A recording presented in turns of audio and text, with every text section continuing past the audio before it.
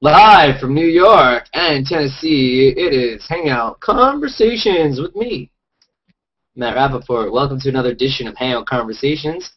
It's good to have you join us here in May. It is May the 3rd, so you know what tomorrow is. May the 4th, be with you, is coming. A lot of those jokes are coming, and Cinco de Mayo on the 5th. May is a pretty big deal. You only have about 8 shopping days left to get me a wonderful present. Just type my name in Amazon. What? Who said that? Actually, someone did buy me a really nice thing, index cards, and a nice Game of Thrones book.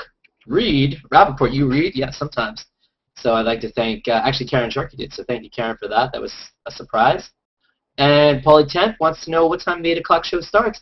For those of you that have been watching or that are new, I like to do rapid time. I like to smooth it out. I like to give people time to settle in, grab their popcorn, their chocolate-covered grasshoppers, and whatever it is Matt Makowsky eats, and whatever you eat, and take your time, settle in, and let it simmer, let the excitement build. We have a great guest tonight with Jane Ellen, and we have a lot to talk about. As you know, she's my co-host of the PLUStainment Show.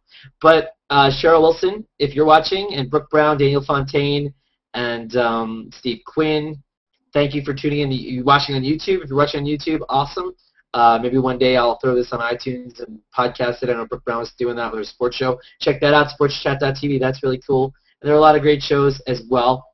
I can't believe it. The Knicks are playing tonight. They're actually winning. I don't know if you care about sports, if you're following the NBA or the NHL playoffs that are going, pretty exciting. And I'd just like the Knicks to win one game for those of you out there, Tiva Edwards, Cass McNelly, and some other Knicks fans on Plus. Maybe you're too busy surfing to watch TV or on G Plus hanging out. That's cool. I get it. There's something too new on Google Plus. Really, there's the Hangout app is stretching, so I have to stretch my window to see my start broadcast button and some of that. I can see we've got 5 viewers, which is great, which is a start. And I think that's on YouTube maybe versus everything. Last week was an awesome guest, Mike Searle. He's beardy, goatee now, and he was my guest. That's up on YouTube.com/Hangout Conversations. You check out his episode as well as Conversations Plus, which we had a wonderful discussion debate with him, Krista Laser, and P.E. Sharp, all about, and Daniel Ellen stuff and Broadwin, all about art being censored on Google Plus and censorship in general and people's work and surprising us and Google Plus people and perceptions and relationships. And I'm sure me and Jane Ellen will get into that tonight as well. But Ron Quigg, hey, what's up? How are you? That's pretty cool. I see his comment on YouTube. I'm using Gerwin S's comment tracker, which is an app, which works pretty well. I just have to plug in the URL to the YouTube and to all those other what? Oh, you're tired of that already? Yeah, and I can see all the comments inside the Hangout, which is kind of cool. But during the show, I will be eating my wonderful personal chef made me this. Got the salmon with the nice sauce and the asparagus and the couscous and the squash souffle. So thank you to my personal chef. And so I'll be eating tonight. But tonight's guest, let's get to her. She's no stranger to media, and she's been on the radio many years. She's been a local celebrity. She has and continues to advise many people on Google Plus and off Google Plus. Lynette Young, who's been a guest on the show, and she's awesome.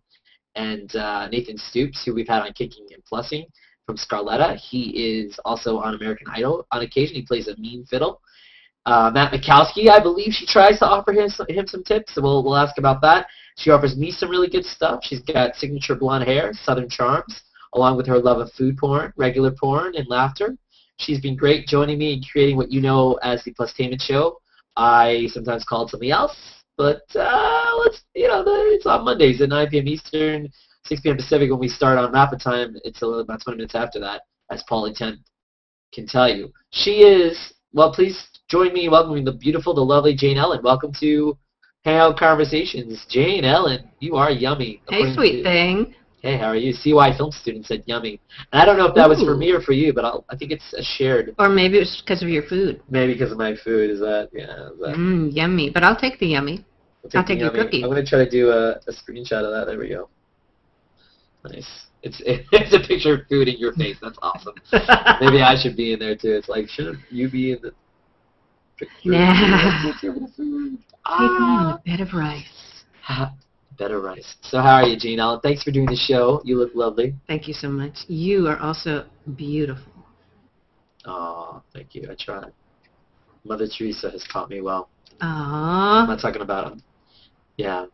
There's actually someone named Teresa that used to be our live-in nanny, so I'll call her Mother Teresa. She lives in South Dakota. Mm-hmm. And she lives on a farm. Mm. So, I lived on a farm for 1 year.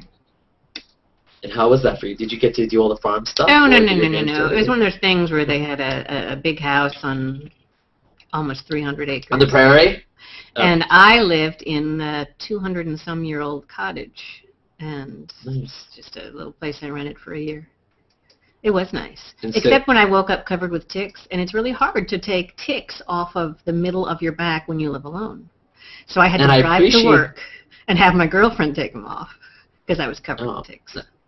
Nice. I was appreciating you really doing a hard T to make sure that you said what you said. I've never woken up covered in anything other than ticks. Yes. Plural. Or Taylor Hicks. Taylor Hicks? What? No. Or Taylor Swift. Or Taylor Swift. Hey, Sarah Hill and Cynthia Yildirim. How are you? And Gilberto are watching. Oh, Gilberto. Gilberto. He is one of mine. Gilberto. Yeah, oh, they are. Gilberto. Yes. So, Jane Ellen, you were on the radio down south. Yes, for many years. For many years. In many different stations. Yes, I worked country and I worked CHR. CHR is called Contemporary Hit Radio. It's pop. It's the kind of stuff that's played on MTV and VH1, you know. So you get a little bit of everything. Mm. And I did country. And so are you a big fan? Were you a big fan of country? When I got my first job in country, I could name Johnny Cash and Dolly Parton and Willie Nelson. I knew who they were. And that was pretty much it. I didn't know anything unless it was a crossover. And Dolly crossed over a lot, of course. But I had no idea. Awesome. And and I just, it was like, oh my God, country, it sucks, man. Do you get a lot of comparisons to Dolly, or did you ever, because of the blonde hair and the... Once I was asked to audition for a part in a video where they, before they wanted Dolly lookalikes. And so I did. It was just a photo audition. I didn't have to go there. And you know what? They found a guy that looked more like Dolly than me or anyone else who auditioned. So I was like, way to go. Like, wow, like a drag queen? Yeah, drag queen did it. Wow, that's pretty funny. Yeah, it made me feel really good about myself. Oh, you don't need to play Dolly Parton. But I don't look like Dolly. But no, I mean, you have your hair is very similar, right? Well, it's the same color, but she has a lot more of it. A lot more hair. Right. And breasts? You have similar breasts, probably? Yeah, yes. But that's about it, really.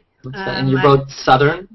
Yes. She's born and raised in East Tennessee. Dolly Parton's done a lot for the state of Tennessee. Something, if you don't live here and have children here, you might not be aware of. You know she put up Dollywood to employ people in Sevier County where she's from. But she has an organization that makes books available to children from 0 to 5, and they get a free book in the mail every month to encourage reading. That's kind of cool. Like I know. A reading club, yeah. Yeah, and it's just you just send them your address as soon as you have a baby and you live in Tennessee. There's no excuse. Your kid gets a free book every month. Wow. And they're not crap books, you know.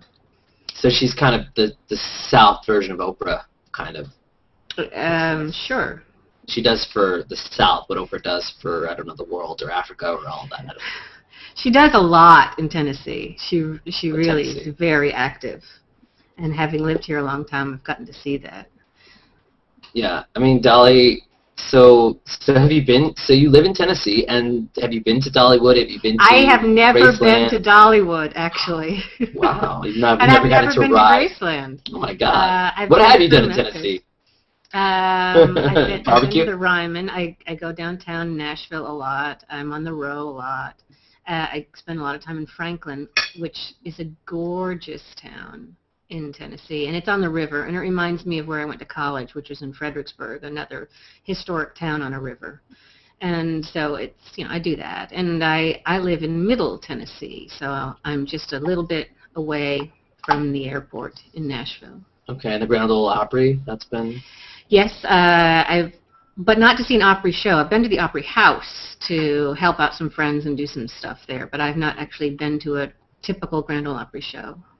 Yeah. So, and the question though, I learned to like some country, and I love some country, but I had to learn it because I was working in it, and I was totally unfamiliar with it. Yeah. And I learned it, and I think some of it is amazing, and some of it is crap. Like all music, yeah. Yeah, just like the current country. I kind of like the little rapid tangent we went on to get back, and I like how you took it back. Take it back for you. That's why you're the co. But when people knock country, I mean, it's not my favorite, even though most of my friends work in it, and they're the artists who make it, and they're the songwriters who do it, or they're musicians. Mm-hmm. It's probably not my all-time favorite, but there's some incredible country music, especially, I mean, I have an affinity for older country, and for songs that I help break, you know, that kind of thing. And by break, you're not talking about ruin. You're talking about... No, I mean, I remember getting in trouble for playing Achy Breaky Heart before I was allowed to, and Billy Ray Cyrus used to call me and things like that, which, of course, when I say Miley Cyrus's dad used to call me to my kids, they're like, oh, my God. It's no big deal. He has no idea who I am now, but at the time, I mean, he was nobody and broke. And yeah, that sounds like a country song right there. Yeah. I'm nobody and broke. I'll tell you my favorite country song. I'd like to buy some Coke. Those who follow country music at all probably know the name George Strait. And George Strait has a very long career. And most of his songs are pretty good. A lot of them sound the same. But, you know, he's been around a long, long time. I actually have not met George. He's one of the few I haven't met. And so I lived in North Carolina for a while when I met a songwriter named Danny, and he said, I'm going to move to Nashville and learn how to write hit songs. And I said, good luck with that. And he was good. He's a good singer and a fantastic songwriter, but so is everybody else in Tennessee. So he moved, and I was working on nights on the Country Giant, and I got a call from Danny, and he starts singing a song to me. Nice. And the song is Check Yes or No. And he says that song and one other are the only new songs on the George Strait box set. So a box set from George Strait, who's huge. You get 2 new songs, and one is Danny's. Danny got set up. He wrote himself a hit song. He had not been here a year. He wrote himself a hit song. And he's written many others since then, but Check Yes or No. So do you think country, I mean, all things are hard to break into, but if you're in the, I mean, I guess anywhere, but if you're in that connection, you're down south, is it almost kind of, I don't want to use the word easier, but is it easier to break into country than the other Is it easier to what into country? Is it easier to break into country than the other types of music? I don't know. To play more? No? Same difficulty? No, because it's not, now Nashville, of course, is known as the Music City, but you also know Nashville is the Athens of the South. Of course you knew that. And it's not just country here. It's not just country. That's why there's a replica of the Parthenon here, because in the 1800s, when it was named the Athens of the South, there were more schools, more colleges in a small area, and all this music, and it was probably blues, and then the Carter family starting with country music at the turn of the century, the last century. So it's not just country here. A lot of people come here for producers and for the studios, and music grows fascinating. Yeah. It's just, you know, studio after studio after studio, and all the record companies are there, and of course, visiting a record company is just an office with a lot of boxes and swag. And records. You know. Gold records. Yeah. I mean, you used to get these huge things from the record company with a gold record on it. I mean, I've been given stuff like that before when I worked in radio, and I've, you know, won stuff, and you get all this neat stuff from the record companies. Not payola, but... No. It's funny that I was watching, I don't know if you've seen Boogie Nights, but that was on today. Yes, I have. And the scene where they were like making the demo, and then they were asking for the records, and they were... That's what you made me think of, so... You know, they're trying to break in and bring everyone. People think they make the demo and then they bring it to the record company and then they got a hit. Oh yeah, no, and then is that a lot? They don't bring it to the record company. They bring it to whoever's on the radio because they think we have something to do with it, and I didn't. It was not my decision. Did you ever try to play something, or did you play something that you were unauthorized? I got in trouble all the time, all the time. Especially early in my career. It's like, oh. Now, I never played somebody unsigned, Right. Because I knew I would lose my job. But I would play stuff that I really, really liked that I felt was not getting enough airplay when you shouldn't. Because radio stations are programmed, all radio stations are programmed, so most of the people hear the songs that they want to hear most of the time. Mm. And that's based on many different factors. But the idea is please most of the people most of the time. Yeah. And so were any of these people that you played when you weren't supposed to, did that get them ahead? Did that anybody specifically by... The biggest song I played that really took off was Billy Ray Cyrus, and I was at a 100,000-watt major reporting station. So I don't know how much that did, but I know I was a part of it, and he used to come on my show and things like that. I mean, I interviewed a lot of people. Did he wear the cowboy hat or not really? He was not. No. He did not have a cowboy hat. He was all mullet at the time. Nice. Because this was like 92, late 91, maybe fall of 91, 92. Yeah. So that's when that'll happen. I mean, I don't know if I love you to death, but Achy Break Your Heart. Like if someone says that's the one song that... you hate it. But it was not my favorite song, but I knew when I heard it that it would be a hit. It's just, you just knew it. But I didn't hear it and go, oh, this is going to be my favorite song because it's so awesome. It just was. It's so awesome. It was so different at the time. And it just was. And I knew that sometimes what you don't get a lot anymore is you go on a gut feeling about something, and I don't work in radio any longer, but after I got out of the music decision part of it, in the early days, it was, hey, what do you guys think of this? Do you think our listeners are going to like it? And a lot of that's missing because you're told what to play based on sales and where you live. And it's what happens if, hey, I think they're really going to go for this. Let's just throw it out there and see how many spins we can give it. That doesn't happen very often unless it's a smaller station, maybe a mom and pop thing, and not many of those exist anymore. Mm. Yeah, no, it's tough for sure.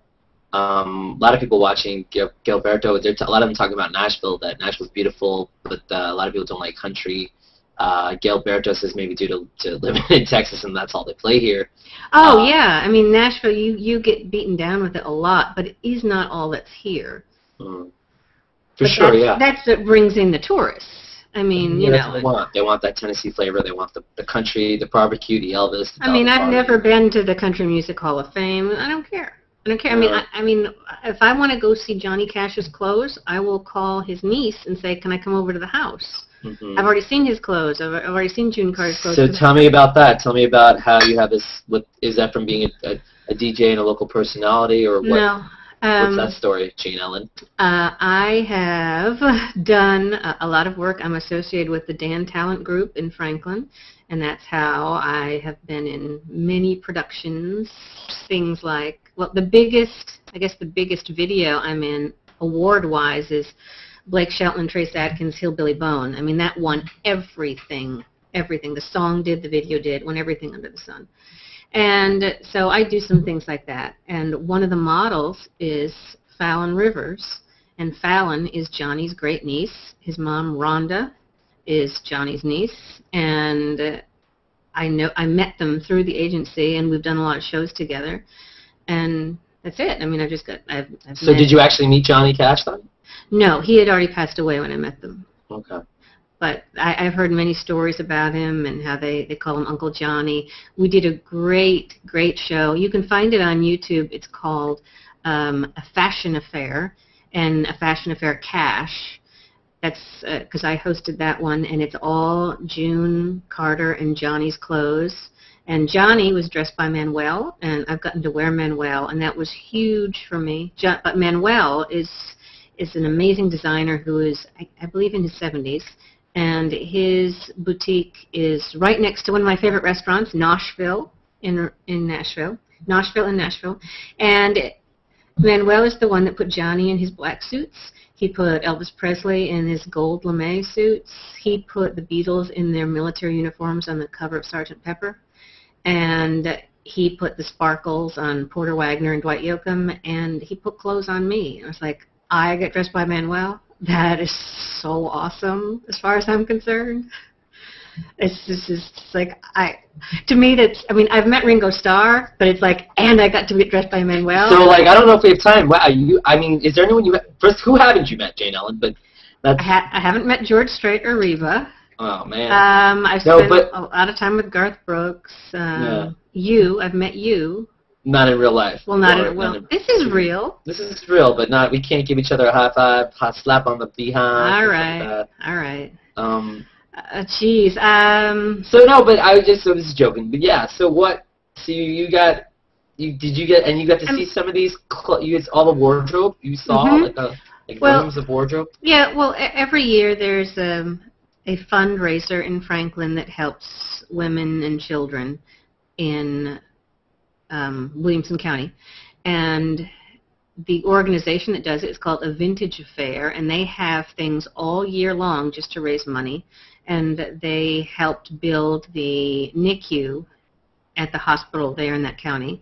And even though I don't live in that county, my youngest child went to a NICU, and that's a tough thing to do. And so I fully support doing stuff like that, and I'll do charity work, and I love doing that, and I always have. And so every year is a different theme. And one year the theme was the clothes of June Carter and Johnny Cash. So my girlfriend Stephanie and Stephanie is the president of Dan Talent. We were talking about doing a show with June's hats, and I remember saying, well, why don't you use your clothes too? And she goes, what do you mean use your clothes? They just had the hats. I said, they got everything. They've got June's furs. They got June everything. So it was terrific because Rhonda was left all of June's clothes because she said her Aunt June felt that Rhonda, her name was Rhonda Panessa, my beloved Rhonda, she said that Rhonda would be the one that she knew who would wear them. So wow. That's how she got left. So it's just, one of those things. It's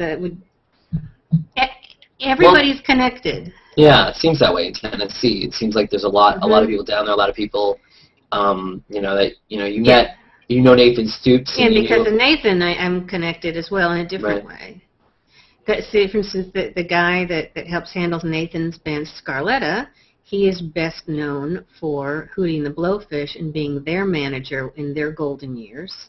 Mm-hmm. And Nathan writes a lot with Paul Taylor. Paul Taylor is in Winger. Mm-hmm.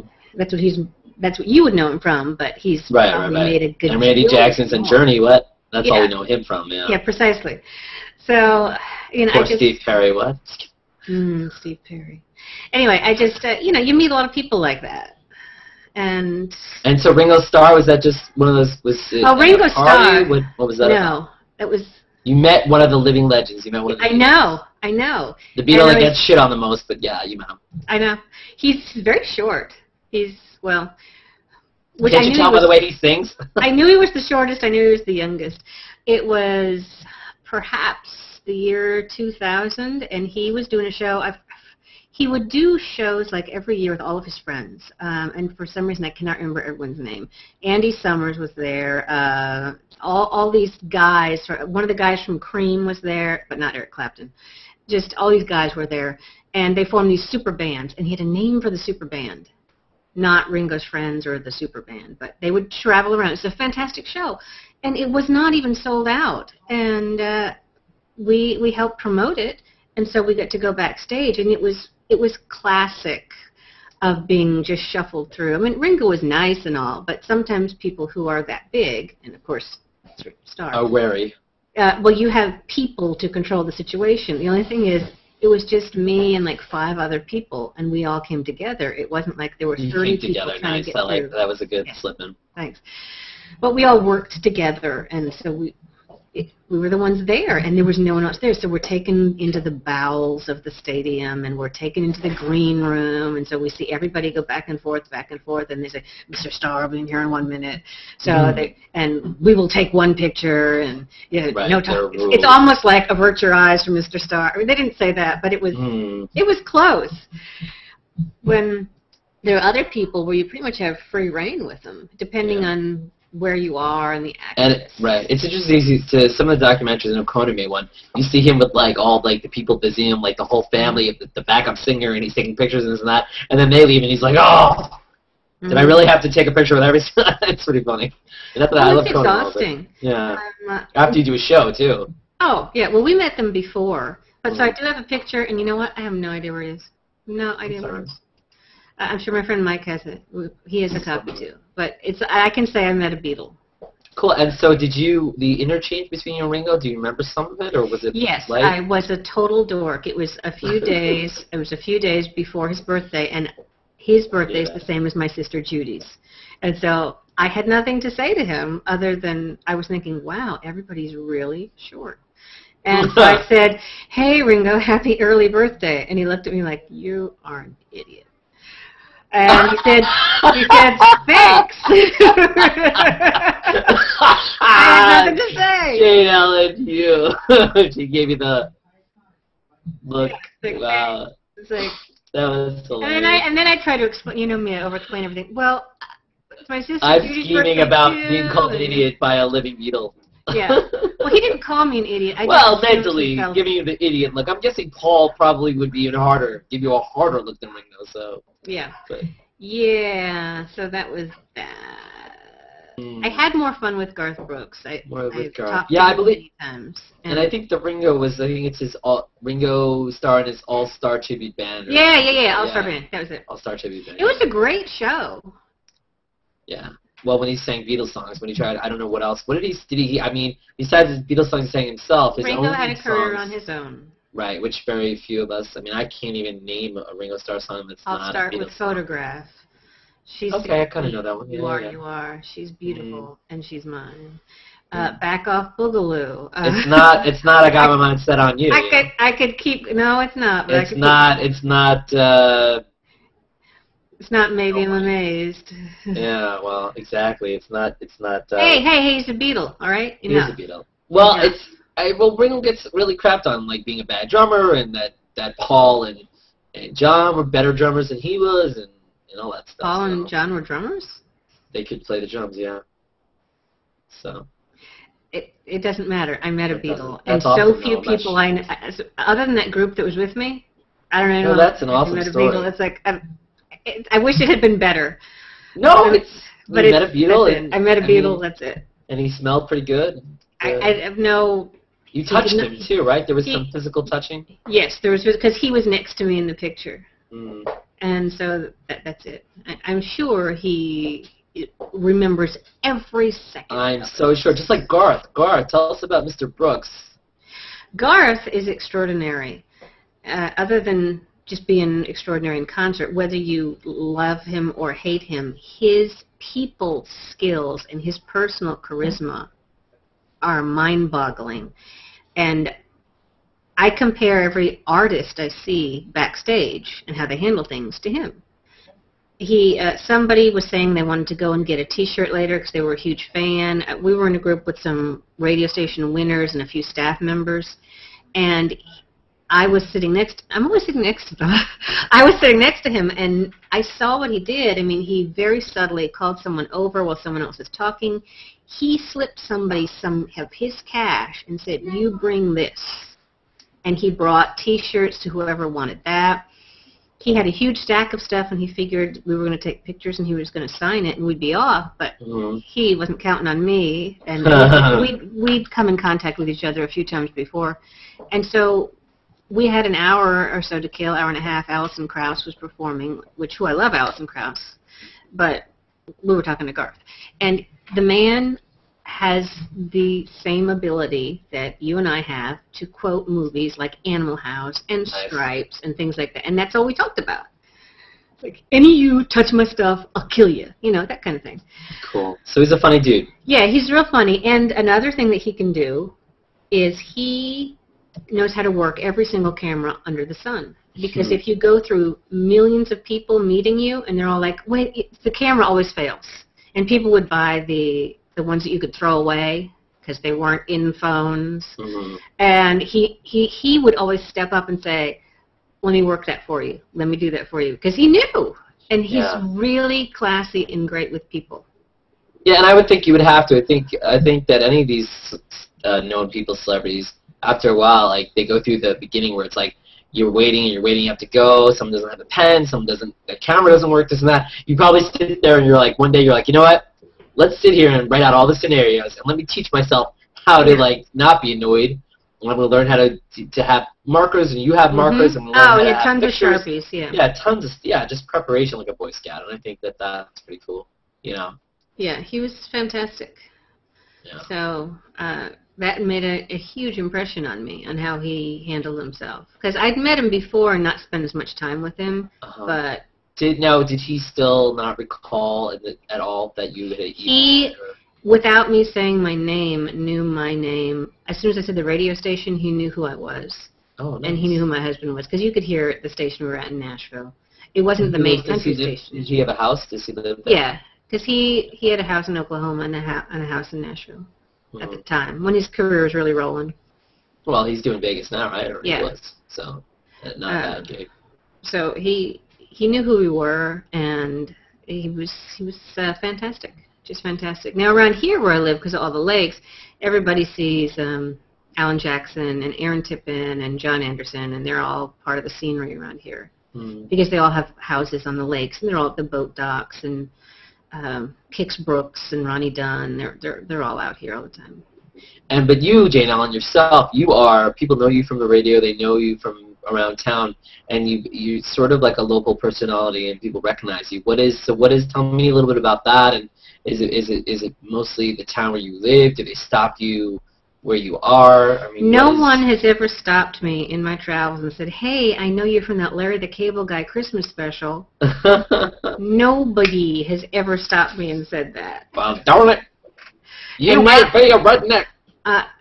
And that was shown, I don't know how, it's shown every Christmas, and it's shown over and over and over. No one has recognized me from that. It's really only in this town,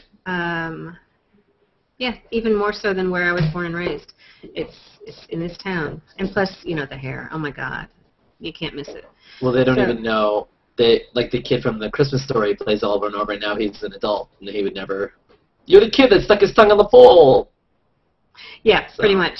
So, the people around here, I mean, I don't think of myself as anybody in particular, because it's just me, but they used to listen to me because I was the morning show personality, and I had worked at other stations in the area as well, so I've had people say, I listened to you since I was a kid, things like that you love to hear.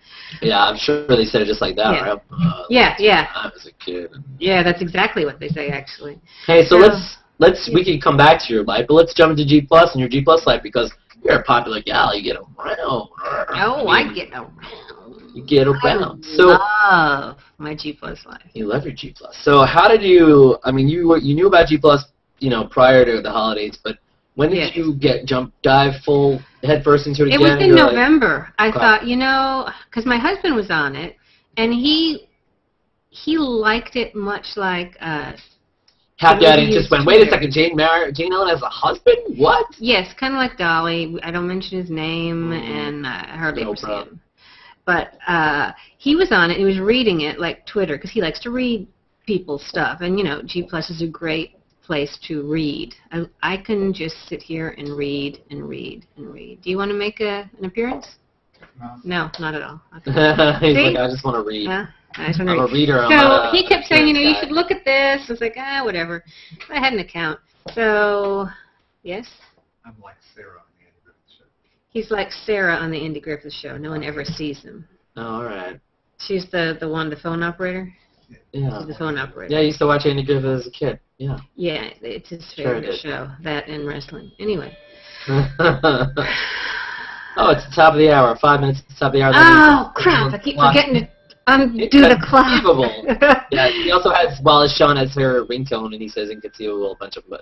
Inconceivable. Better than the vibration. Is that one of your favorite movies, or? Oh, Princess Bride? Yes, it is.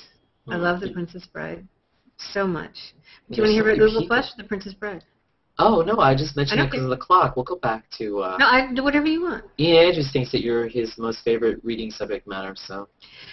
Oh, he reads me? Really, Ian? Or perhaps more like Maris on Frasier. Or Maris on Frasier. Oh, Still right. a show that's been off the air for years. No. What's his face's Norm's wife. What was her name? I have no idea. That's funny you brought that up because I've actually worked with John Mahoney, the father on Frasier. Oh, really? Yeah, for and was he grand? He was great. Ed Burns, but John Mahoney was great. We did a little scene that did not make the movie for probably because it was not important. It was an extra thing he did, but it was cool to meet him. And he was like smiling and happy and nice the whole time. We did probably did 5-6 takes because I literally had to wheel this barrel of real beer up a driveway, and it was like. They didn't tell me beforehand what I'd be doing, and they didn't. Instead of me just pretending like the boxes had beer in it, they're like, "Let's make it real." Give me 5 boxes of full beer to go uphill. So you don't have to act. Right, act. I couldn't even the problem is reality is worse. What you see in a movie is not reality. The reality of me pushing this thing that I wasn't ready to push in a timely manner and wheel it around cars and everything. Ed Burns was like, "What is wrong with you?" I'm like, "You're doing bad." It's like, anyway, that's another story. Right. Really times I choke up. But so... The reality of the reality show I did was only half real. Yeah, it's crazy. So does your husband want to, No, it seems like your husband is hovering like a social gone. bee. Oh, he's gone, all right. That's fine. He just has so many names. He's gone. He's gone. I won't see him again until next week. So next week. He flew out with Makowsky. And that's why you have so many men on Google Plus that adore you. Yes, I do have my boys. You have all your boys. Matt boys. Makowsky, Andrews, Paulie, Ted. Oh, Paulie, that was what he did on my show. When he dropped in. Alex and Steven. So you were in November.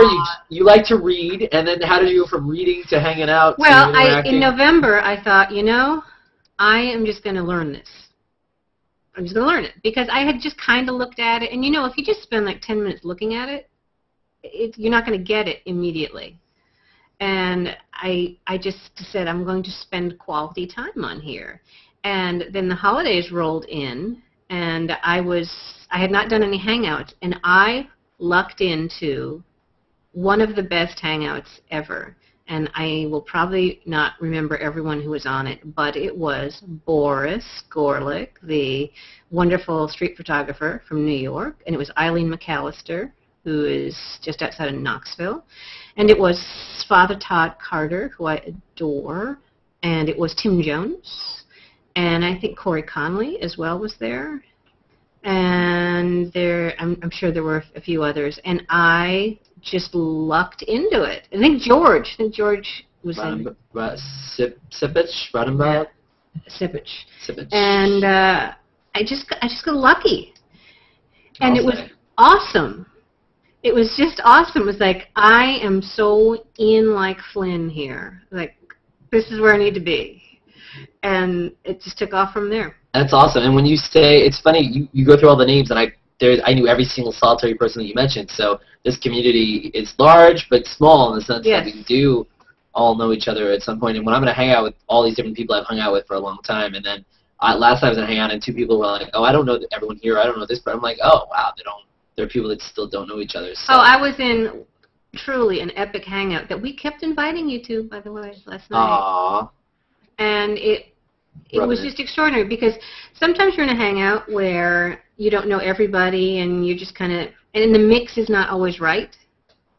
But last night, the hangout was extraordinary, just extraordinary. And it was one of those things where everyone knew everyone from interaction, even though they might not have hung out before, and it was like having the best party ever. No, it's a lot of fun. It's great. It was great. Makowsky kept rage exiting and then rage entering. After his rage quit, it was...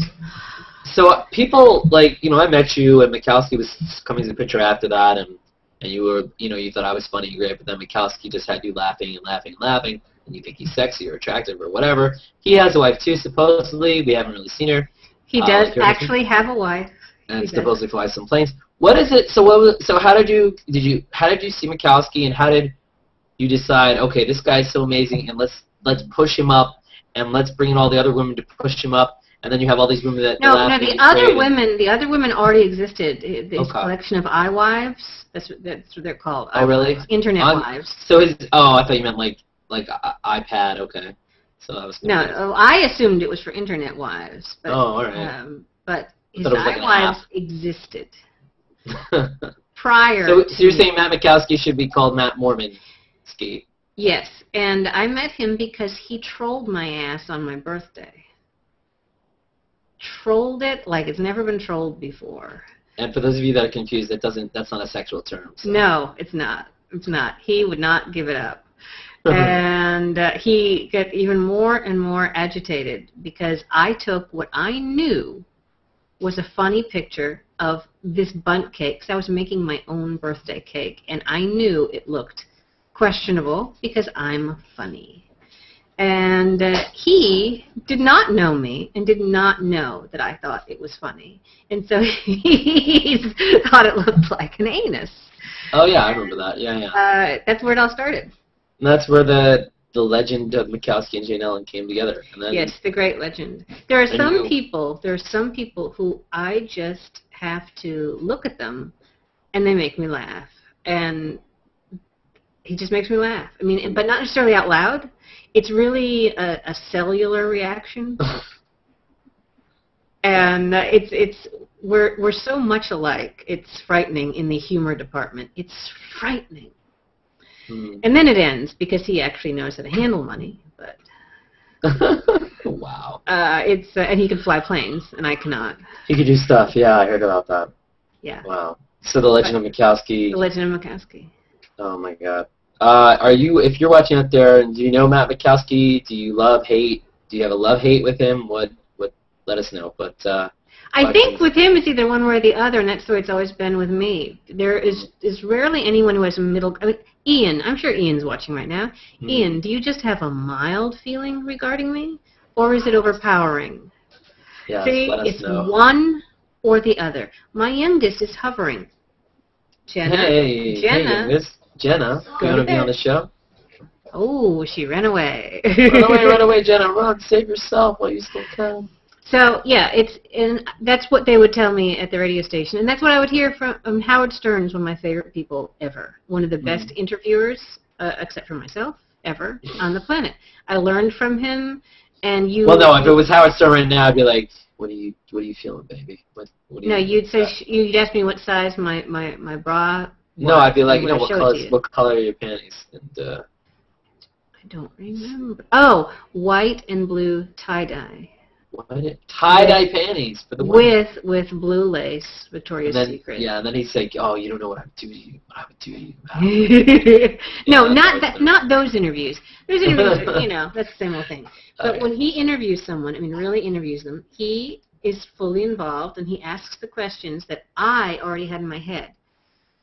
And I think that's the genius of him. And so so I'm guessing that I didn't cover all the questions you had in your head. Throw me one of those questions that I haven't covered yet. Oh, about me? Oh, well, see, I don't think about me because I'm too busy thinking about Makowsky to keep his ego inflated. Right. You got to keep that guy's ego inflated. That's right. And all the other guys, too. I love my men so much. And you love your memes, too. So the memes going around, you guys like make the memes and put the memes out. I don't generate as much as they do, but I like to share them because it's like the Far Side. I loved the Far Side. And it's one of those things where I've had people say, I never understood those. Like, I got every single one. And I might not laugh aloud, but inside, there's a circus going on. So the memes are the same thing. If it's a really good meme, I mean, I know to say because potato is not funny to you. But to me now, I get it. But it's just, it just makes me laugh for really no reason. People have inside jokes. And yeah. For sure. You love when Makowsky eats anything. Doesn't even matter. But, I can watch you eat. I can watch Polly 10th eat. Yeah, I've been eating a little bit during the show. Polly 10th. There are some women that do like to watch men eat, and I'm sure maybe vice versa. Well, you know what? I just found out, thank you, Greg, that there is a type of fetish where you want to watch someone else eat, and it means that you're a feeder. I think that is how it is referred to. A feeder. So that's a thing. There was a girl in college that every time we ate, she just watch, and I would look up and be like, what are you, like, oh, I guess, either I was like, maybe, in college when you're drinking stuff, you're eating all this crap, sometimes you could be like a human vacuum, so. A human vacuum. I was not a human vacuum in college. No. Well, wow. She went from suck to blow. What? I didn't mean it that way. Wow, our viewers have gone from like, it was like 9, 10, 15, 12, up, down. It's kind of like sex with Jane Ellen. What? What? That was a joke I used. What? Because, you know, my children will never watch me on YouTube, so thanks for that. Aww. So what, you're saying now we're down to 2? Oh, no, we're on the rise. That's okay. Shipping for the win. Where to go? Shipping for the win. Potato joke? Lovely. Shipping for the win. Uh-oh. So yeah, I really got into Google Plus in November, and I love it. For me, I love the instant reaction, and I love the ability to share here or there and to control who you share things to, because my interests are diverse. I mean, I don't just like the silly, though I do really like the silly. Yeah. I totally get off on my Star Trek. The Will Wheaton video, I came across the stream and I pushed that on. I was like, oh, I totally want to hear Will Wheaton talk about Next Generation. And so I did. I was like, yay! And it's just fun stuff like that. And then I will go, I do Google Plus much like I used to do my morning radio show. I will go and I will look for things that amuse me or I find really interesting. And that's why I put it up. I thought it was funny, or I went, huh, I didn't know that. Well, now you know that. And that's it. And if nobody likes that, that's fine. I'm doing it for myself. Yeah. Well, Karen Sharkey just wants everyone to know that it's time that that her children and your children accept that you're both MILFs, you know. So. Oh, yes. Thank you very much. Thank you. I am proud to be a MILF. My husband is appalled. You have a T-shirt? No, I don't have a T-shirt, but he said, why would you ever want to be a MILF? I said, I always wanted to be a MILF. I wanted to go to school and be the hot mom. I always wanted Makes sense. So, why not? So thank you, anyone who has ever said that about me. I appreciate it. Because I want to be the hot mom. And I don't think I've quite achieved it yet, but I don't think I'm the frumpy mom. The soccer mom. So I got something going on. Let's do a G4. All right, this is going to be a tough one. It's going to be a little Sophie's choice. Laughter or sex? Laughter. Ooh, that's correct. More important, hair or clothes? To have hair or how it looks? What do you mean? I guess it's sort of hair important where? to have hair. Yeah, so, okay, I should ask that better. Is it more important for your hair to look good or for your clothes to look good?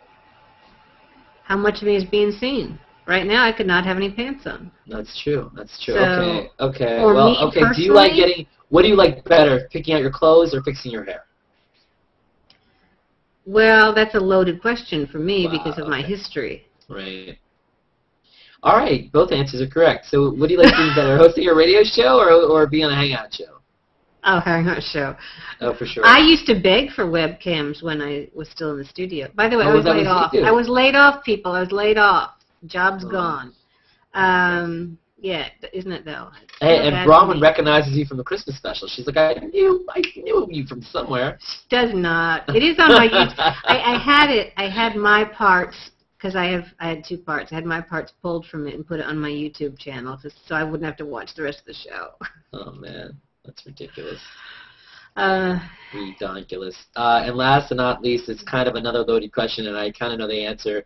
Your 2 Matts, me or Makowsky, and I won't be hurt by the answer because guessing it's not me. Well, what am I using you for? Overall. Oh, jeez. That's all right. You can pick Makowsky. I'll pick the Jewish one. That's correct. We're both not Jewish. What? So the culture, the friends, G+. I think a lot of us that have been on Google Plus for a long time using Hangouts, it's been invading our lives, and it's been even the idea that like, oh wow, did you see that yet? Did you see it? Did you see it? No, I didn't see it yet. No, why did you see it?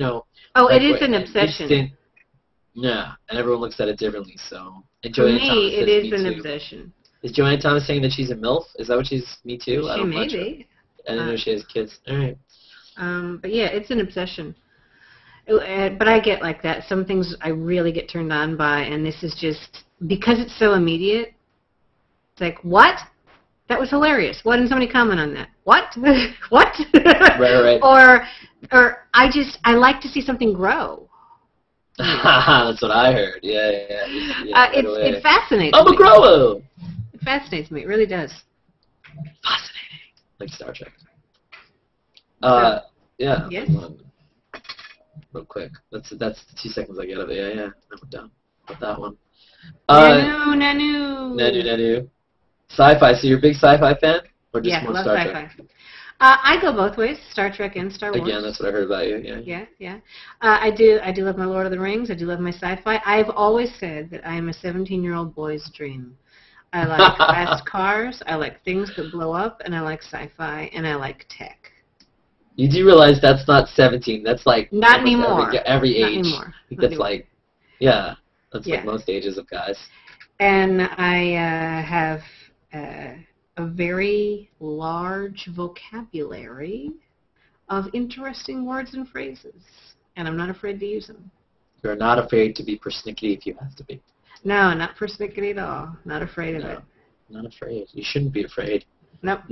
Not at all. So, I don't know. You've done. You're not going to talk about being fat? What?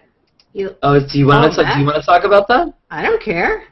That you had. Everybody talks about that. I just thought this isn't Jerry Springer or. I don't care. It's your show. Talk whatever you want. If you want to, if people are interested, are you interested in hearing about how Jane Ellen used to be larger and now she's not? I don't know. Oh, larger didn't quite cover it. I had my own zip code. Oh my God. GI. My nose itches too. Yes. All right. So take it away. Be the inspiration for all the women that want to lose weight. Hey, just the women? There are tons of fat guys that could lose weight. Okay, what the hell? Not too, but I'm saying like hearing it from okay, everyone. Sorry. I'm the dogs and the aliens and the cats and the... I don't know. Tell us your story. 10 years ago, October 2002, I had Roux-en-Y gastric bypass surgery.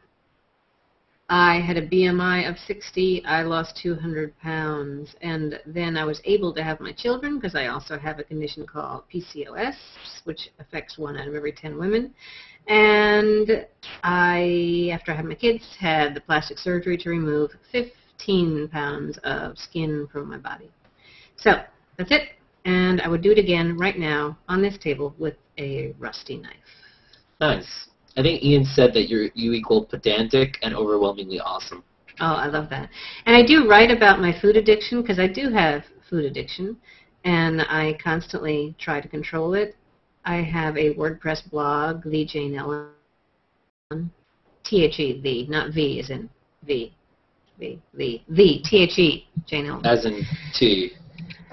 T-H-E, Jane Ellen. T. Jane Ellen experience on Twitter, too. It's quite an experience. Yeah. No, it's just The Jane Ellen on Twitter. But my radio show is called The Experience because it is an experience to spend time with me. Yes. Plus, I also like Hendrix. So. Well, there you go. Put 2 and 2 together, and you got a foxy lady. Foxy. Thank you, Foxy. So yeah, that's it. Food addiction is it's one of those things. It is what it is. And people are emotional eaters too. A lot of people. Yes, they are. For sure. I mean, some people have their drugs and their alcohol. I associate food with happiness, but I also eat to fill an empty hole. And I have moderated a support group for 10 years of people who have had bariatric surgery of all kinds, and they all have the same problem. Not everyone is a food addict or a carbohydrate addict, but carbs. They all have issues, or body image issues, or whatever issues. So we talk about our issues. And so I've been working with those people for 10 years. No, nobody's ever cried. Not that There's no crying? There's no crying in group. No crying in group, huh? So, yeah, I mean, that's awesome that you do that. And, it's tough to, image and security is a big thing. And, I think, obviously, people want to be healthy, and people can be all different sizes and be somewhat healthy. Depends on what it is. I mean, what is great for me to see is people who they tell stories of how they went into the hospital and they used to take 15, 20 pills, and within 2 weeks they were only taking like 2. or they were going to have their knees replaced, and because they lost weight, they didn't. Or for me, I was able to have children. I mean, I was incredibly unhealthy, but I couldn't have kids, and then I could, and you know, my kids are my world. So it's a big change, even if it's just you're able to cross your legs all of a sudden when you couldn't cross your legs before. That's huge. Yeah. It's just huge, no pun intended. Huge. It's huge. Huge doesn't go away. Yeah. Lots of huge. Jane, you're awesome. That's from Wait for Alexia. Oh, so. Thank you. Hey, Wait for Alexia. Yeah, she is awesome. So, you know, it's great to hear those stories because everyone says they did it to be healthy, and I did too. I mean, but it helps that you feel good and better about yourself, and you're not annoyed. But I think I'm constantly annoyed. I mean, I went through a stylist check of my own with Polly to get another set of eyes on me. Even though I work as a fashion stylist and a makeup artist, I wanted another set of eyes on me because I see myself differently. And so I wanted to make sure, of course I knew I'd made the right color choices. I never doubt my color choices, but it helps to have another set of eyes. It does. It does for sure. Karen Sharkey said she's read your blog and you're an inspiration. And Gilberto said, and man, I've considered he's just scared. Panera is his carb dealer. I totally understand the carb combo. One piece of bread and I need more. Yeah, I gave up bread when Lent started, and I haven't gone back to it. And, of course, crackers don't count as bread. No. In my book. Now, did that make you, a lot of people say when they know carbs, it starts to make you tired and headaches. Did that happen? I have a headache every day, so that doesn't count. I know that I had a hard time adjusting when I first had the surgery because I had no carbs in me at all, and I did have the headaches. And so I remember the nutritionist saying, eat a few crackers. You know, don't eat 50, but just eat a few.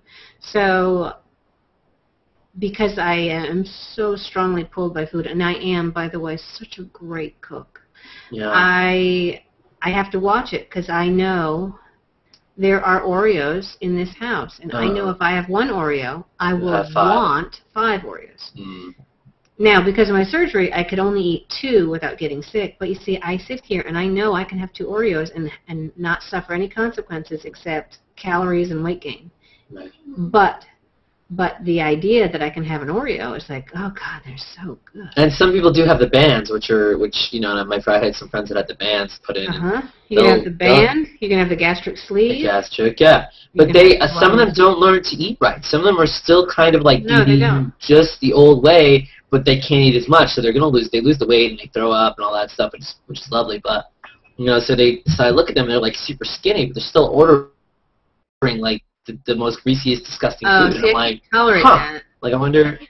It's all I had my surgery done at Centennial by Dr. Doug Olson, and he's amazing. And Centennial is what is called a center of excellence. And they tell you from the beginning that it is a tool, and every time they say that, inside I go, they said tool. But the surgery, and this is what I tell people who are thinking about it, the surgery changes your body, but it does not change your brain. And you have to live with it. And other than me and my friend Lisa, you know Lisa, and Carney Wilson, who I also know because I made her book, but we've lived with it longer than anyone else I know. And it's... You know Carney Wilson? Yeah, who doesn't? Well, I mean, like, so what's that story about? Is it due to the similar story, the radio station? Yeah, we met right before my surgery, and she included me in her second book. And the same thing, I understand what's going on with her now, because I fight it all the time, but we had children after our surgery. Now, she lost weight, had her plastics, did Playboy, then she got married, and then she had her kids.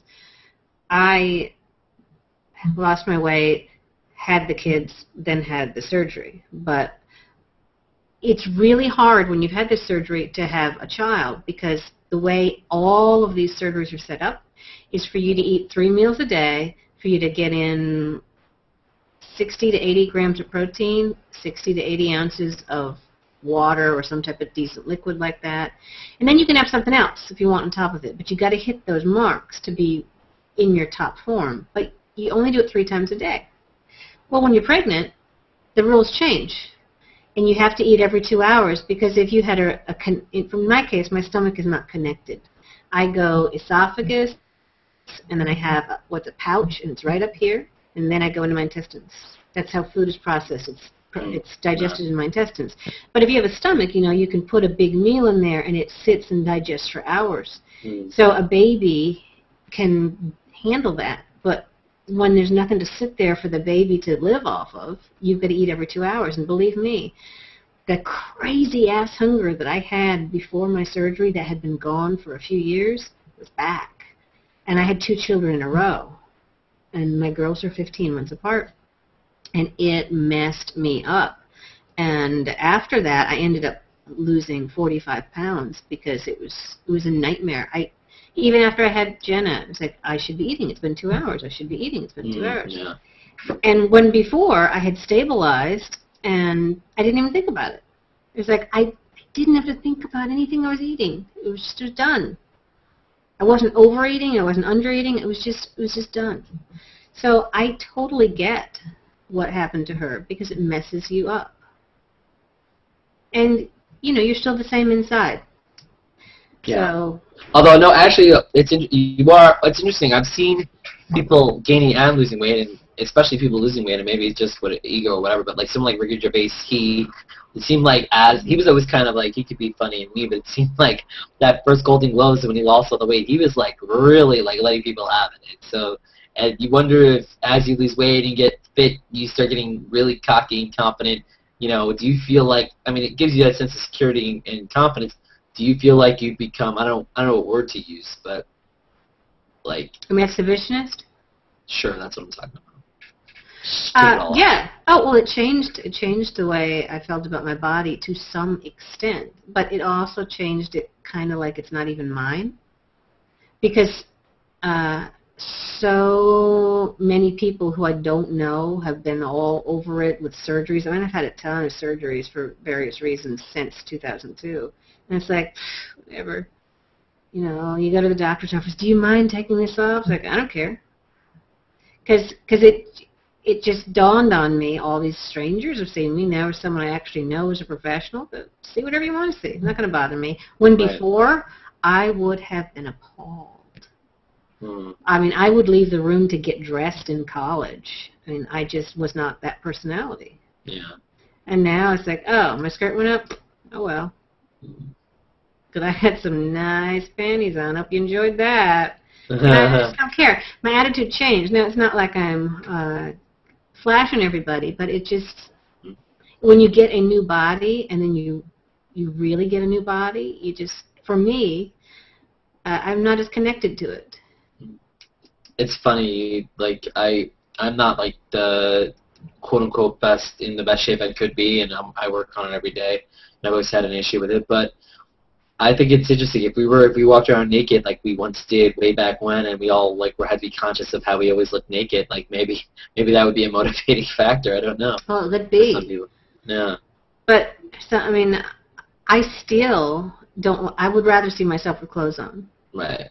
Well, there's that. I mean, I think it's interesting the mystery with people. Clothes are nice to look at. I mean, usually. I wish I didn't. I wish I could say, man, I look at myself naked all the time. Right. But there are girls that, I mean, that's what anorexics have that issue. But most people, not just women, but also, you know, especially women, you know, they could be skinny, and still find fat or find a reason to be, you know, there's this show that's on HBO now called Girls, and the lead character is, I think she's skinny, but she has like a little bit of a belly, I guess, and so it's interesting how, and she writes and directs it, so it's interesting to watch how like, you know, while she's having sex with her boyfriend, who's in, you know, he's got a little bit of fat, but he's mostly like pretty good shape, so they had this little scene where he was like grabbing her belly and playing with it, and he's like, what, no big deal, I like it, and so it was pretty funny, it was pretty interesting to see that, and HBO, so it's interesting to see more body shapes, and, you know, let's be honest, I mean, people think, and it's Hollywood and perception, I mean, size 6 is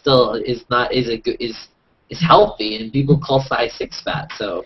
Yeah, you know. Well, here, I can give you insider information. I mean, at the agency, there are only 2 of us that qualify as plus-size models, and I do not fit in plus-size clothes, but I am the size of a plus-size model, because you don't put plus-size clothes on a woman who actually wears a size 32. You put it on a woman who's a 10 or a 12 or a 14 or a 16, and the women who are the runway models for regular clothes, they are in a 0 to 4, and if you're not 5'8" and in the 0 to 4 range, you're probably not a runway model. Now, I'm not tall enough to do runway, but that's how it is. So you wonder when you look at these women, they're not a 300-pound woman who is actually shopping for those clothes. They're a woman of regular height and weight who they put on the clothes because it gives you that mental image, oh, I'm going to look like that. Because, you know, I see some totally awesome outfits which are completely wrong for me to wear, but my first thought is, oh, man, I totally want to look like that chick. And it's not ever going to happen. Yeah, everyone has different bodies and different metabolisms and different gene makeup, and we're all different. And I think that, you know, we expect a lot of each other, and even more so, and maybe more than ever. I mean, I think that everyone always wanted someone in shape and attractive to a point, but I think, you know, women have to work really hard to look good with makeup and clothes and working out and all that, and they see a lot of men not, you know, not worry about it as much. And yeah, now more and more men and women do, but what do you think? Do you think that women become a little more demanding in that department because they have to bust their butts, or maybe my generation? Let me speak for me. Yeah. I do my hair and my makeup and my nails because I like the way it looks for me. I don't do it. My husband he says all the time, don't do anything to your hair, don't wear any makeup. It's like, screw you. I do it because I like it. And I always have. Because, I mean, I know I'm not a complete and total hag without it, but for me to transform into the on-air personality that I used to be, I needed that to put on. And I liked it. I like, see, long nails, and actually they're kind of short right now. I like it. I like the way it makes me feel. I look at other people because I work as a makeup artist and a fashion stylist, and the first thing I see is, oh, yeah, could she not throw on some gloss or something? But people have different comfort zones. And, I mean, I wasn't allowed to wear makeup till I was 16. Yeah, I wasn't allowed to cut my hair till I was, except for bangs, till I was 16. So I studied how to do it, and I loved it. But that's just me. Now, some people may feel pressure to do it. I would rather you not wear any makeup than wear it wrong, quite frankly. Mm-hmm. Yeah, and there's no makeup Mondays on G+. What do you think about that? I mean, I kind of like it.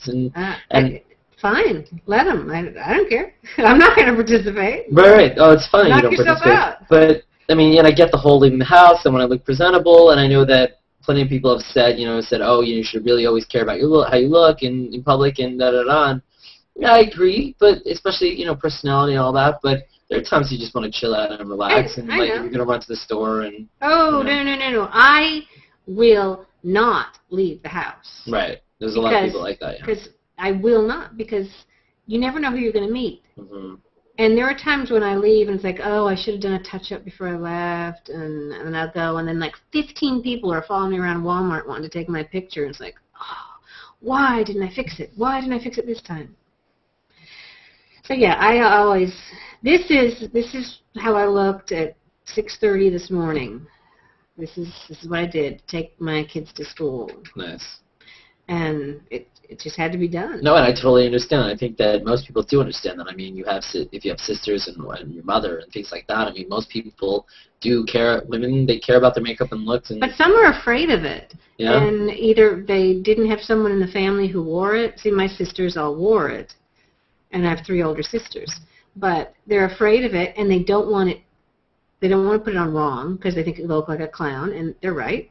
But you can do it within a bunch of different ways. I mean, you can do a real subtle thing, but you don't wake up and know how to do your makeup and your hair. You have to practice it a little. You just have to. Now, me, I was chomping at the bit to practice it. I couldn't wait. But you don't just boom. You know how to do it. And part of that has to do also with you having to wait till you were 16, right? So. Yeah. Oh, I used to sneak and put my mom's lipstick on all the time. I loved it. I collect lipstick like I collect shoes.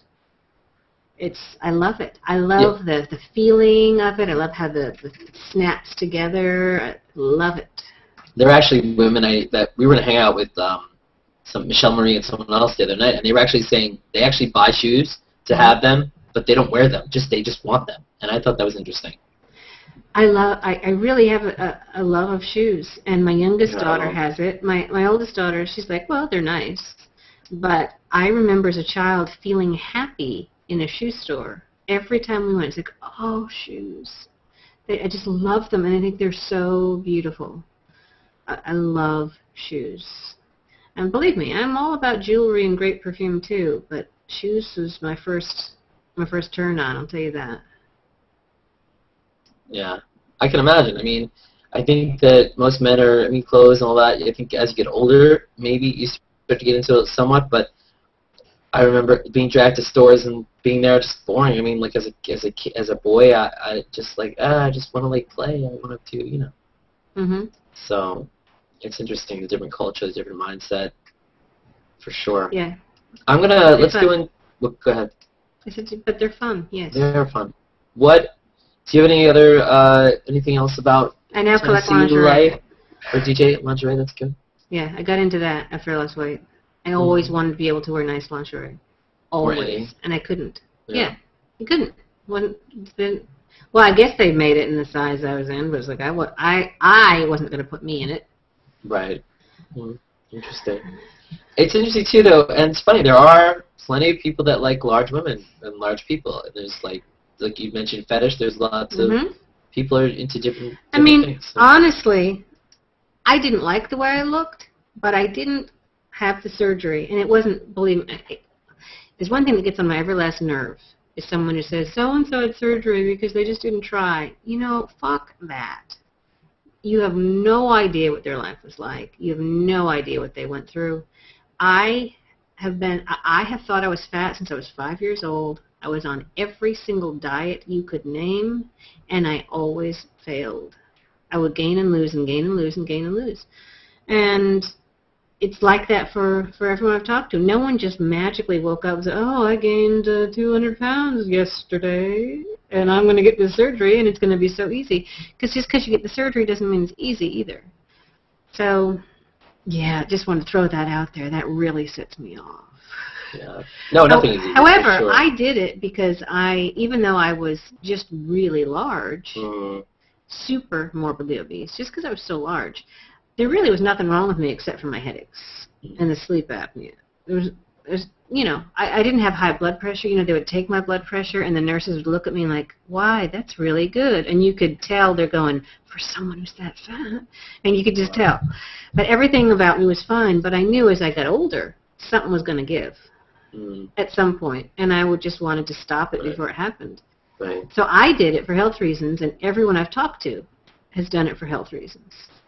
Yeah, and you're not alone. A lot of people have. Yeah.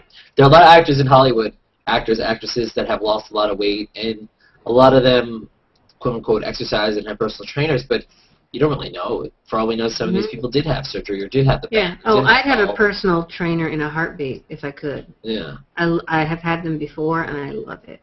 Yeah. It's great, but it's hard to do it on your own. And, yeah, it is. For me, and that's great. Your story's inspirational, and there's a lot of great. My friend has lost 75 pounds or whatever it was. He literally started PX90, and but I don't necessarily know that his eating was so healthy. He literally was only eating meat and tofu and I don't know, like maybe like big celery sticks. I don't know, but he lost a lot of weight and he looks really good at it. But still, for me, I think it's about lifestyle. I think you need to just make sure you get your butt exercising and moving, and make sure that you have to treat yourself well, and you can't deny yourself. And so it's about a lifestyle and versus a diet. But with the gastric bypass, I waited at a lot of tables, and there were people that would come in and be like, "Oh, I've just had a gastric bypass. Can I have a kid's meal? And can I have like a snack?" Oh yeah, I don't do that. And then the funny thing is, like, they want smaller food because they can't eat a lot, but they still want chicken fingers and French fries and I'm thinking mac and cheese and whatever. I'm like, well, that's all that's on the kids' menu is the problem. well, you could always order a salad. No, you're supposed to eat your protein first. No, but you could have protein and salad. You could get like... No, but you have to eat it first. You have to stack it. Because if you're full, you have to stack it. You have to eat the protein first. Because if the protein is in and you're full, then you stop. Because your body does not produce protein, but it can produce anything else that the fruits and vegetables and all that crap offers. So you eat the protein first. Okay. Even though salads normally come first. So, you know, there are all these little tips and rules. And I remember hearing, oh, you can eat off the children's menu. And the children's menu is just that. It's macaroni and cheese. I mean, I don't eat pasta anymore. Right.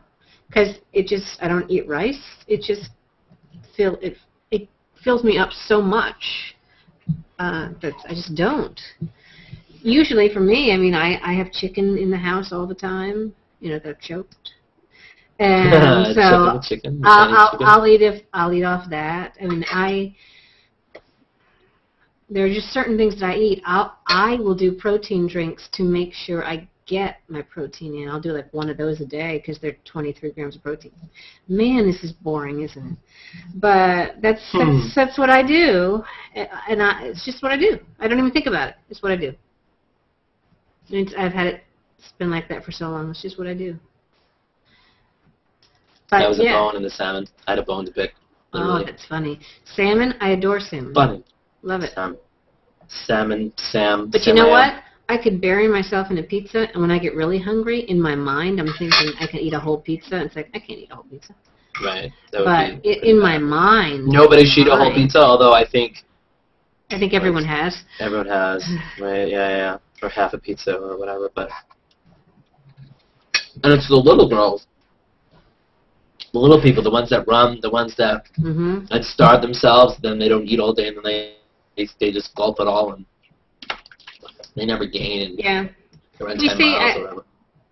One of the women in my support group, someone had asked her about exercise because she had her surgery 2 or 3 months ago, and she's lost about 50 pounds. And she said, look, I'm a fat lady on the inside, and fat ladies don't exercise, and I'm not going to start now. Wow, that's funny. And she's like 55, 60 or something. She's like, I mean, seriously? And that's what it is. You have led a sedentary lifestyle. Just because you've lost weight doesn't mean all of a sudden it's going to change. Though many times it does. Yeah, and you have so many tools today with your phone. If you have a smartphone, apps, music, podcasts. I mean, I'm going to try to get this to audio, and so hopefully you can listen to this while you work out. That would be cool. There are great. MyFitnessPal is one of my favorite apps to track your food and what you ate and all sorts of things. It does all the math for you. I love MyFitnessPal. Yeah, no one loves the math. The math is not fun. It's not fun. It's not funny. Let's go into things I'm going to call Mind Plus, and then we'll go into Conversations Plus, and we'll get you, the audience, in here. Maybe get some Ian Andrews and Paulie Tent, who's waiting for that show to start at the right time. All right, Paulie. What is your favorite part of Google Plus? Is it? I mean, people usually say Hangouts. That could be me. Other than Paulie? Other than Paulie. For me, it's twofold. It's what I. For me, Google Plus is every book or magazine I ever really loved, and it's just right in front of me, and I can just read it. And I have built a great stream, and I can just go to it and read it, and I can get lost reading all the space stuff. Hi, Ray Sanders. I can get lost reading that kind of stuff. I can see some beautiful photos because I love a good photo, even if it's not of me. Yeah, I know. It's just lovely. I mean, and then there's something funny that will pop up, and honestly, I could just read. I could just read. But for me, I have gotten a great circle of interacting people who I know that we can start something every day. And a bunch of us will talk about it, like every day, who's going to start it? Who's going to start hashtag testicles? Yeah. It's just lovely. And I don't know, there are probably 50 people or so that I'm very comfortable on a Hangout in. And I'll just, if they're there, I'll go. And it's like it's our time. And I love it. I absolutely love it. It's a great high. to be able to, what did you do and where are you and show me where you are. Right, and I think that's where we're going. I think like mobile hangouts aren't bad, but I think when we're able to, I would love to, New York and do it more. But just once I get a laptop and I move around, just being able to be out there and hanging out. And these glasses they showed us, that would be when those happen. We're all gonna be like those of us that use them and get them. The idea that you can literally be hanging out with a bunch of people as you're shopping, as you're eating. And then everyone's like, why is that person eating alone? And yet they're eating. They're in a hangout sitting, and then someone comes up, it's the waiter, and everyone's like, who is that? It's the waiter. And then they can all see the waiter too, and I can't even imagine. I mean, the hangouts themselves have done wonders for me because of how I deal with the people that I work with, and I can say, hey, show me what's in your closet now. I don't have to be there, although I would rather be there, and I'd rather do it in person. I mean, there's so much stuff that I can do just through a hangout, and then it's just the fun of it. And there are the game playing and the what is it called? The the drawing thing that I suck at. What is that? Yeah, yes, that and the trivia. I mean, it is very stimulating. It is mentally stimulating to me. And we've taken these relationships on Google Plus, and I know personally, brought it over to other networks and draw something and those words with friends and things like that, and just that it's like I was playing, I think, Fontaine on Scramble, and we were playing on Scramble with friends for a while, and then I was gonna hang out with him, and he's like, oh my God, Rappaport! I thought I was so good, I was so smart at the game, and then I played you, and you make me feel like a retard, so it's fun. Now, what I do think is we have to redefine what we mean by the word meet. Not meet. I said meet. But meeting someone. I mean, for instance, you and I have never been in the same room at the same time, but we've spent hours together, and so I haven't physically shaken your hand, but I would recognize you if you walked by me, and I know you. I know a great deal about you. We spend a lot of time together, so I feel I have met you. Right. So I think, can't come up with another word, but I think meet is something different. Although I've had a lot of different experiences, and I think that feels true for most people. I think that there are exceptions, and I think that, it's like you hope that everyone you meet in Hangouts in the stream, they are who they really are, and but you don't know. You don't know, and so they're showing. A lot of people might be showing you one thing when they're another, or they're showing you their best foot forward, and then then eventually that unwinds or whatever happens. We all have bad days, and we all get upset, and we all deal with things differently.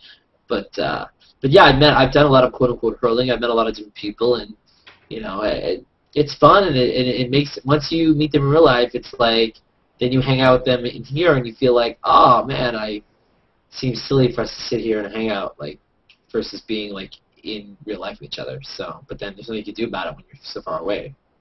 But yeah,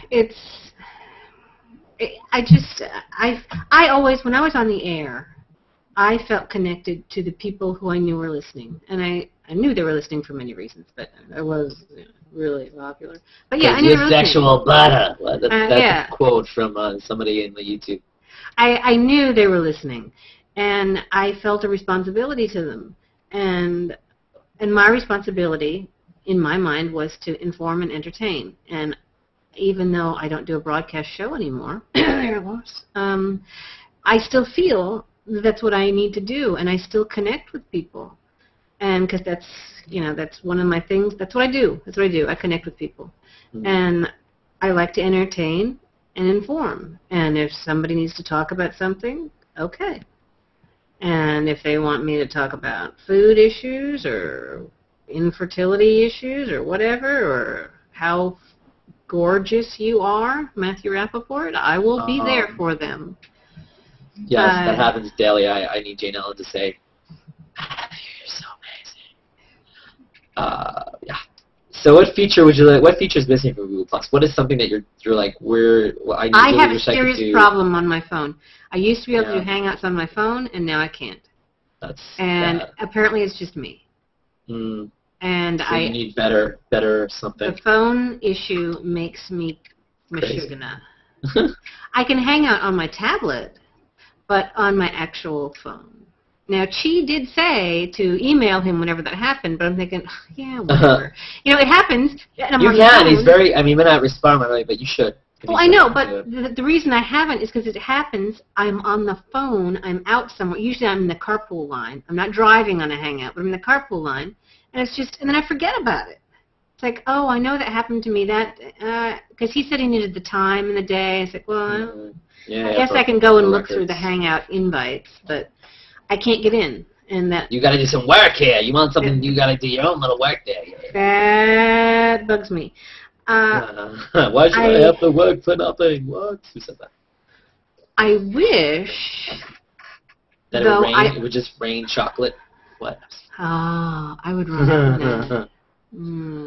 Chocolate rain. I wish the people who everyone knew, who the actual celebrities who are on here, would be more interactive themselves, but the nature of the beast is they are so busy, they have other people interact for them. I understand that, but I think it would be fun for them to be in a Hangout, though I understand being in a public Hangout, that can be a bit alarming. I mean, I don't do public Hangouts that often. I will go into a Hangout if I know just one person or I have interacted with just their name. I don't have to have been in a Hangout with them. But I'll go in that way. And what you mentioned is interesting because it was my theory from the beginning that all these celebrities, because let's face it, celebrities, most of them, actors and whatever, they're not shy usually, not me and a few, but I think a lot of them that are on here that are using it, a lot of them probably have hangouts with each other, you know? Yeah, well, they may very well do that. And we have no idea. We'll never know. I think the Hangouts have been extraordinary for people who travel a lot. I think they've brought together a lot of families. When you have, for instance, the military separates people all the time, you can then have the whole family there because you've got, it's not just one-on-one. So I think it's done wonders, and I love it. And what amazes me is that I have to tell people, what, you're not on Google+? Well, I know you're not. But, I mean, there are maybe 5 people who interact with me on Google+ who physically know me. And the rest of them I have just met since I've been on here, and I'm just as involved. Yeah. No, it's true. It's like there was a story about Paul Rustan, who got to meet, actually, which was cool, got to meet with Victor Ndotra, who's the head of Google+, and came up with this guy, other guy, Cam Meadows, and Paul's been on my show as a body painter, and Cam he does Hangout Party, and he dropped in on Cliff Rocho, who's another talented artist, and they were sitting in a conference room, and, you know, Paul and Cam, we all know each other, we're all, you know, either, you know, they just met in physical location, but they've been hanging out since the summer, almost a year, 10 months. And so I think supposedly Vic's mouth dropped open when he heard that they didn't know each other before Google+, that they only knew each other from Google+, and that he was surprised by that. And I was kind of surprised that he was surprised because, you know, after all this time and everything that we've gone through, but I understand he's busy and all that. But so it's interesting to see that, you know, what's going on with Google+, what they see, what we see. You know, the user experience versus the Google, the people that are working on it experience is different too, and everyone's different, all different people. You know, when you go into a Google Hangout, you know, I mean, the idea that strangers are meeting strangers and then they're only strangers for so long. I mean, it's such a powerful tool. The idea that someone that was sitting next to you in a bus or an airport, and maybe you strike up a conversation with, but that's where it ends. You don't give each other Facebook or phone numbers. Most people don't. They don't hand that kind of thing out sometimes. But the idea that you could do that you can meet them here and continually talk and talk on the phone and do other stuff like that. It's pretty amazing how that happens. Yeah, I love it. For some of those events. Yeah, but it says something about us as humans. Maybe there's a little wall that's put up with there's more safety by being here. You know. Yeah. Than in real life. I mean, I truly love it, and I love that I've been able to meet so many extraordinary people and just had so many great laughs because I have 2 young children, and I don't go out at night because, well, I'd have to have a babysitter every night. Or what I usually do, I'm leaving my husband. But, you know, I just don't go out and see the people who actually live in the town that I live in because we're all raising families. But I can sit in front of the computer if they go to bed. Exactly. And for me, it's like I've gone out. It's like I've gone to Spanky's, which we call Spankme's. Spanky's is a great place. And it's just like I'm just going sitting around. I mean, I can do that for hours. Is that a restaurant? Because someone mentioned about Nashville having great strip clubs, so... Nashville does have a lot of strip clubs, but I was not talking about Nashville. Yes, okay. Nashville, yeah, they've got strip clubs. I used to make a lot of good money there. No, just kidding. Or some money, any money. Hey! Hey! What do you think of Hangouts? What's the first thing that comes to mind when you think of a Hangout? Oh, you. Oh, that's sweet of you. You were the first one. When I got on here, I saw your name everywhere, and I said, who is that asshole, and why am I not on the show? Who is that annoying, never... Who is that? Why does he not ask me to be on his show? Why? Why? Right. Why? And what's funny is not only are you a guest tonight, but I created a show with you. Yeah, I know. Our child. Shush! Oh, man, no. It's PLUStainment, man. We'll talk about that at the end. Yeah, right? All right. And you swung my finger and I brought in the Makowsky. All right, people you love on G+ that don't get enough love, that need some shout out. Somebody, an artist, a person, somebody that is crying for attention. That's awesome. Pauly Tenth or Pauly is amazing. Oh, here, I'll run through a list of people that I usually interact with, and I'm sure I will leave someone out. Just call me an asshole. Forgive me. I don't know. Well, then don't do the big ones. Do one. Let's do just a few that I talk to every single day. And that would be Pauly Tenth and somebody named Matt Makowsky. Right. Well, yes? No, I was going to say, maybe some people that I don't know. I know because a lot of times you'll throw people at me. I know you throw me the Alex Balcazar and the Colin Mudd Lucas and yeah. Ray and the... Yes, and Ian. Ian is new to you. Dean Peters. Dean Peters is awesome. Do you know Dean? No, but I know Jera Wolf. Jera is great. And who else? Stephen Smith. Is there yeah, yes. Stephen. He's out there. He's good. And I know you love yourself some Ryan Van Sickle. Yes, I adore Ryan. I really do. And Nathan Stoops and John Carl are both good friends of mine. They're both on here, and they need to be doing some concerts themselves, but Nathan's too busy touring, and John's too busy touring, so... but I'll get them here. Cat pictures, dog pictures, animated GIFs. The animated GIFs get on my every last nerve. I rarely can tolerate an animated GIF. Now, the dancing ones from yesterday cracked me up. But mostly, you see, if the stream is slow, and I have it up, I can just see it, and it bugs me. But if my stream is going really fast, because I have about 2,000 people circled. If it goes really fast, then it fascinates me that it's going so quickly. And I have a problem saying stream without thinking of the word urine in front of it. It's just the way I'm programmed. Right. Stream, urine. And there's that word again. Fascinating. It is. Love me my Star Trek.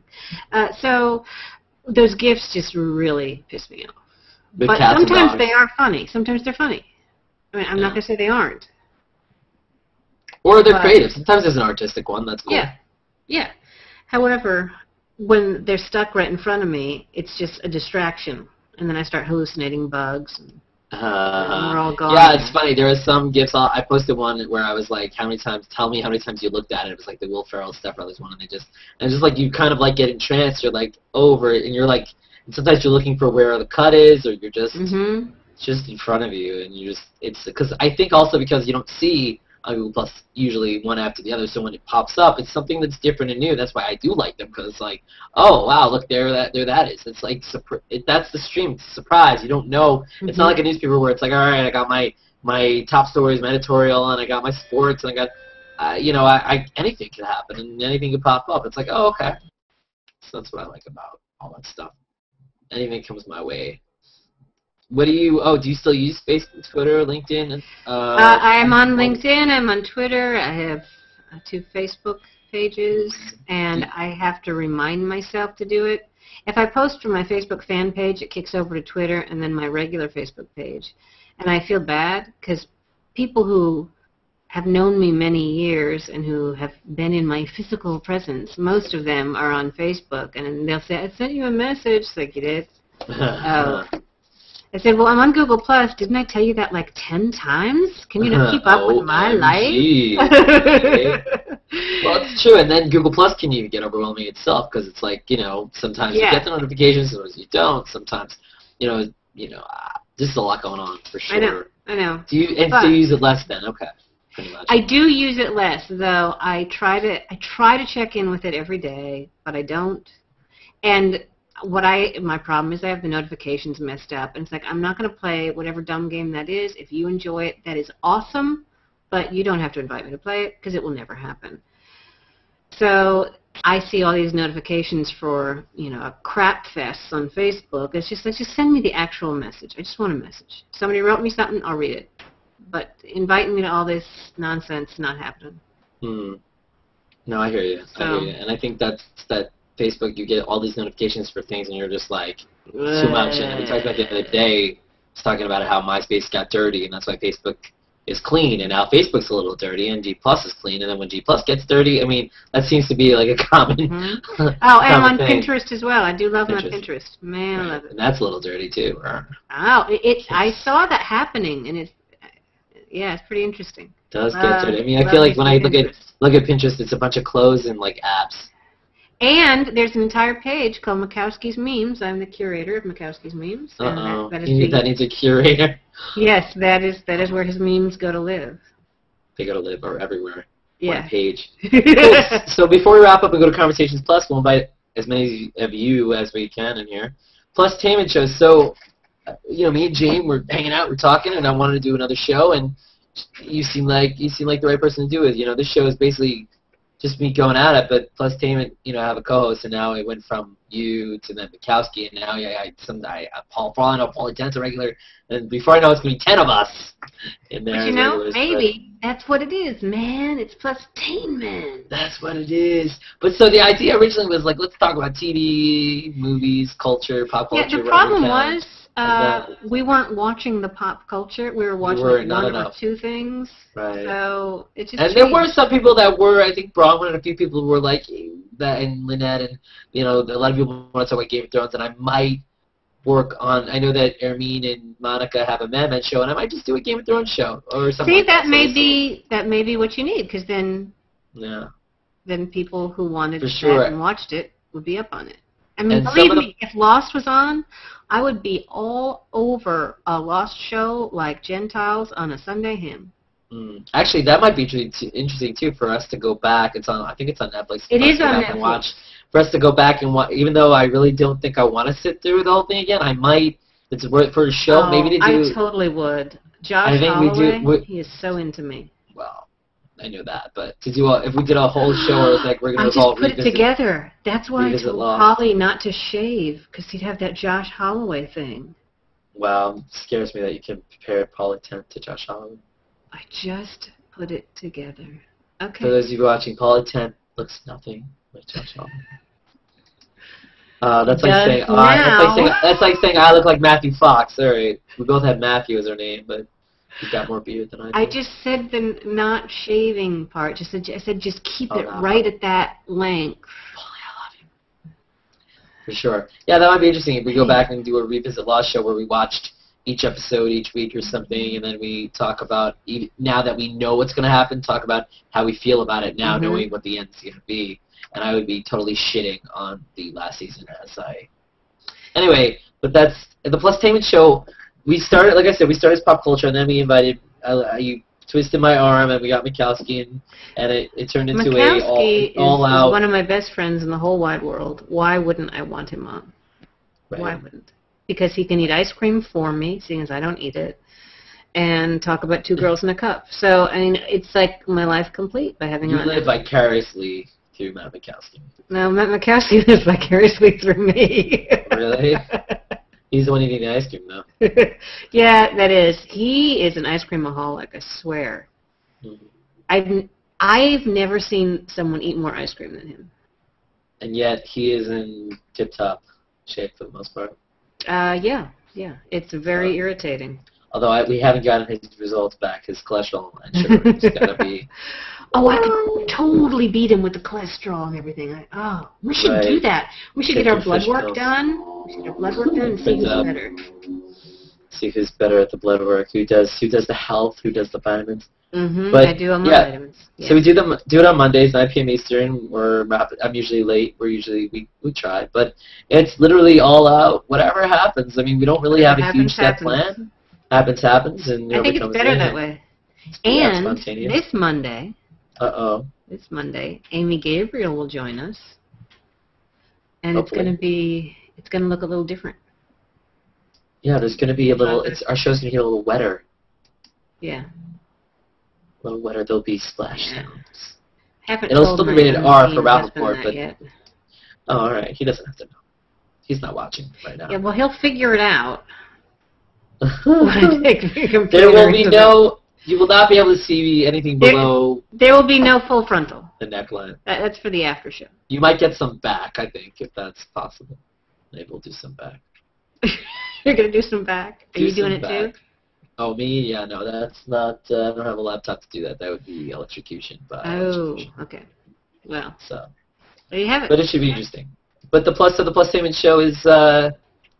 It's on the same place with the Hangout Conversations. Check some of that out. I have some of the clips up there, and we're gonna go to Conversations Plus. So this broadcast will end. I'll start a new broadcast, and if you want into Conversations Plus on YouTube and on the stream, let me know, and we'll try the regulars. And I see the numbers dropping. They're all anticipating what's gonna happen.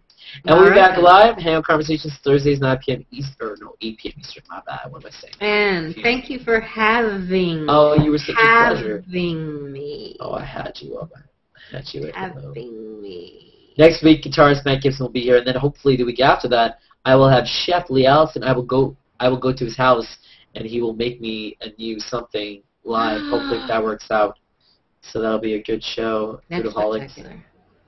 So, yeah, thanks for checking us out, you party plussers. And, yeah, Jane will be with me at Conversations Plus. Go get yourself some candy, some popcorn, and, you know, if you like Makowsky, film yourself eating it, and submit it to us for next week. We will watch you eat on camera. I have actually been asked to eat a kosher pickle and a banana and film that. So not a non-kosher? No, it has to be kosher. Has to be kosher, all right. It's just for Yair in Jerusalem. Oh. Would he notice a difference just by looking at it? Or? I told him it would be kosher in his honor. I'm not going to lie to him. No, you shouldn't do that. He would get upset probably. He would not tolerate that. All right, see you next week with guitarist Matt Gibson. And yeah, oh, by the way, I'll be a little bit older next week. So. That's right. It is birthday week. Let's run by it. We've got. I'm going to make sure I have everyone in order. My husband's the 17th. Lynette and. Oh, you go backwards. I'm going backwards. Is Lynette first or she last? Lynette and Nathan are the 16th? Yes? Sure. And Makowsky's the 13th, and you're the 11th. Mm-hmm. Yes? And then, yes, and then my dad is on the 8th, not that anyone cares, and I care. A friend that passed away is on the 8th, and then Bronwyn was the 30th, I think, and then Liza Sperling was yesterday, and Patricio, who watches, he was also yesterday, and P.E. Sharp was telling me it was Adobe Coyote's birthday. Or Coyote, I never knew how to say his name. He never got to correct me on that. But yeah, lots of birthdays, and there'll be a 4 of my age, and so that's to throw you off the track, and that'll be happening. He will be 24. If you want to send me gifts, there's an Amazon wish list. If you really want to go out of your way, like Karen did, or Ermine gave me something that was nice, and hey, if you want to give me something nice, I'm all for it. I mean, I don't need a ticket to fly from New York to California. If you want to do that for me, I'm appreciative of it. Not expecting it. If you want to send me a stick picture of myself, like a little, draw a circle and a line and put a stamp on it and send it to me. If you need my address, let me know, and I'll show the little stick picture that you drew of me on the show. That's gonna cost you what? What is that? 50 cents? All right. So. I think that's awesome. More gifts for my two Matts. My two Matts, yeah, Matt Makowsky too. My two Matts. All right, well, to Jane Ellen and to all of you. Thank you for spending time with us, all three of you. I appreciate it. Oh, well, there's 8 people still with us. Sweet. So all right, well then, enough for a hangout. All right, well, it's time to hang out. Conversations Plus. That was Matt Rappaport, Jane Ellen, and go eat something and film it so we can see it. All right, bye, everybody. Good night. Bye. Thanks for watching.